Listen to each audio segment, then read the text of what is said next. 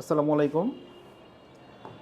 সুপ্রিয় দর্শক মণ্ডলী, আপনাদের অনেকের একটা প্রশ্ন থাকে, মানে কম বেশি সবাই করেন যে চোখে ছানি পড়ছে, এটা ওষুধের মাধ্যমে কিছু করা যাবে কি না। আসলে মানে ছানি জিনিসটা কি, সেটা হচ্ছে আমাদের প্রত্যেকের চোখের ভিতরে আল্লাহ তাআলা একটা লেন্স দিয়ে দিয়েছে। এই লেন্সটা একদম ক্রিস্টাল ক্লিয়ার, একদম পরিষ্কার।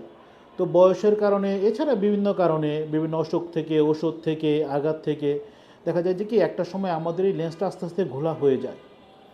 একটা হতে পারে অসুখ বা ট্রমা, বিভিন্ন কারণে, ওষুধের কারণে, মানে অল্প বয়সে হতে পারে, অনেক সময় জন্মগত হতে পারে। আবার দেখা যায় স্বাভাবিক যে ছানিটা আমরা বুঝি এটা যে 50, 60, 70 বয়সে পড়ে এটা। তো এই লেন্স যখন ঘোলা হয়ে যায় তখন আসলে আমাদের সামনে ওষুধের মাধ্যমে আসলে করার কিছুই থাকে না। তখন এটা অপারেশন করে নতুন একটা লেন্স লাগাতে হয়। এইটাই আমরা যে সানি অপারেশন বলে থাকি। তো সানি অপারেশন মানে কিন্তু পুরাতন লেন্স ফেলে দিয়ে, মানে আমাদের চোখে যে লেন্সটা সেটা ফেলে দিয়ে নতুন একটা লেন্স লাগানো। এটাই হচ্ছে ক্যাটারেক্ট সার্জারি। বিভিন্ন ধরন আছে, কেটে, না কেটে, সেলাই ছাড়া, অনেকেই বলে এসআইসিএস বলে। সবচেয়ে আধুনিক হচ্ছে ফ্যাকো সার্জারি, এবং আর আছে লেজার ফ্যাকো আছে। তো যাই হোক, এটা বিভিন্ন ধরনের খরচ আছে, বিভিন্ন দেশের লেন্স আছে, আমাদের দেশে ইন্ডিয়ান, আমেরিকান, জাপানি বিভিন্ন ধরনের লেন্স আছে। তো যাদের চোখে ছানি পড়ে গেছে আপনাদেরকে অনুরোধ রইল যে আপনারা এই ছানি যত তাড়াতাড়ি সম্ভব অপারেশন করবেন। যদি এই ছানি আপনি দেরিতে অপারেশন করেন, লেন্সটা অনেক বেশি শক্ত হয়ে যায়, তখন অপারেশন করা কষ্টকর হয়, এবং দেখা যায় অপারেশনকালীন এবং অপারেশন পরবর্তী জটিলতা বেশি থাকে।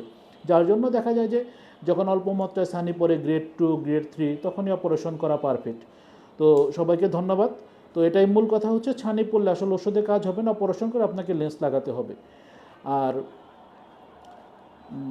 আরেকটা কথা যেটা একসাথে বলে দেয়, যে অপারেশনের পর অনেকেই বলে যে আমরা কী কী খেতে পারবো, কী কী খেতে পারবো না, মানে হাজার প্রশ্ন। দেখা যায় আমার এখানেও করা হয়েছে, অন্য জায়গাতে অপারেশন করছে, তাদের একটা প্রশ্ন থাকে। যদি আপনার ডায়াবেটিক্স না থাকে আপনি সব খেতে পারবেন। যদি আপনার ডায়াবেটিক্স থাকে সেই ক্ষেত্রে আমরা বলি চিনি, মিষ্টি এবং শর্করা জাতীয় খাদ্যটা একটু কম খাইতে, যেমন এখন আমের সময় আম টাম এগুলো কম খাইতে। বাট যদি আপনার ডায়াবেটিক্স না থাকে বা অন্য কোনো অসুখের কারণে যদি আপনার খাবার দাবারের নিষেধাজ্ঞা না থাকে, তাহলে আপনি সব কিছু খেতে পারবেন, একদম পৃথিবীতে যা কিছু খাওয়া যায় সব খেতে পারবেন। সবাইকে ধন্যবাদ। আসসালামু আলাইকুম।